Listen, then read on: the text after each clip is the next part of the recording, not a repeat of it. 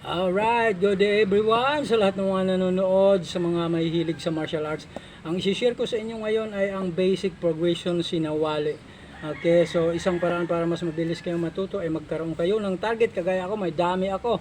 Pero kung wala naman, okay lang yung kahoy, poste, dingding, basta may target kayo para alam nyo talaga yung inyong palo kung saan dapat doon naglalanding yung palo ninyo. Okay, so dito tayo. Alright. Okay, gaya ng sabi ko, progression ito. Una, yung tayo, okay? Shoulder width stance. So, yung pamalo sa taas, 1, 2, 1, 2, 1, 2, 1, 2. Alright? 1, 2, 1, 2, 1, 2.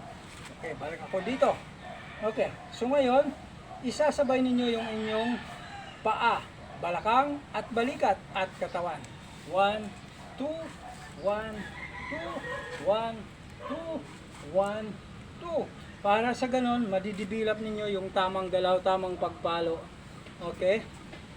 Kasi kung kamay lang, walang puwersa yan, masyado.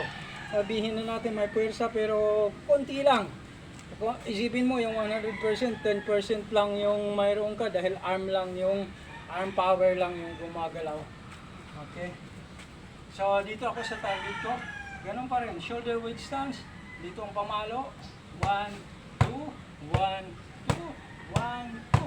Ngayon sasabay ko yung aking katawan. Pipihit ko ng kunti yung aking paa, balakang, balikat at katawan. 1, 2, 1, 2, 1, 2, 1, 2, 1, 2, 1, 2. Okay. So, fighting stance na tayo. Kung ikaw ay kanan, atras yung kaliwang paa.